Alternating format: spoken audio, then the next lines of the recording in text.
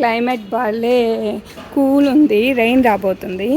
చక్కగా మీకు చూపిస్తాను. గుర్తుపెట్టారా దీన్ని? ఒక 1 మంత్ బ్యాక్, 1 మంత్ పైనే అవుతుంది. చిన్న రసాలు మామిడికాయ నాటాను కదా ఈ ప్లేస్లో, అదనమాట మొలకొచ్చింది. చాలా అంటే చాలా హ్యాపీగా ఉంది. అప్పుడు ఇక్కడ కూడా ఒకటి నాటాను. సో ఇది ఇక్కడ రాలేదు, నాకు తెలిసి రాము కాళ్ళతో లాగేసింది దీన్ని, అందుకే రాలేదేమో. సో ఇదైతే చక్కగా మామిడి చెట్టు వచ్చేసింది కదా. సో ఈ ఇన్స్పిరేషన్తో ఇంకొన్ని కాయలు ఆ రోజు ఊరి నుంచి వచ్చిన విత్తనాలు బయట పెట్టేశాను. సో అవి నాటుకుందాం.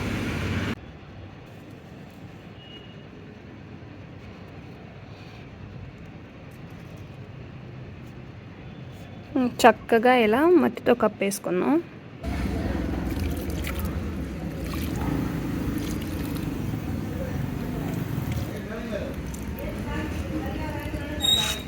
ఇట్లా దీంట్లో 5వ కుండీలో కూడా పెట్టాను, కుండీ ఖాళీగా కనిపిస్తే.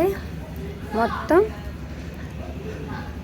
5, ఈ 2 పాట్స్, ఇవి ఒక 3 కుండీస్, మొత్తం 5లో పెట్టాను. చూద్దాం ఇందులో ఎన్ని మొలకలు వస్తాయో. ఇట్లా చూడండి, ఇవి వచ్చేసి పనస మొక్కలు.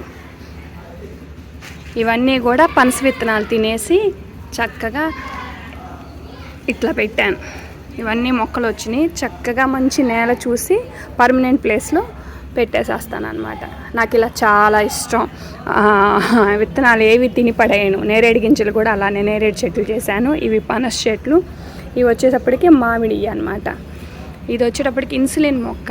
షుగర్ పేషెంట్స్ ఏంటంటే రోజు ఒక ఆకున వెళ్తే బాగా షుగర్ కంట్రోల్లో ఉంటుంది. నేనైతే అప్పుడప్పుడు ఆకుకూరల్లో, పులుసు కూరల్లో 4 ఆకులు వేస్తుంటా, చాలా మంచిదని.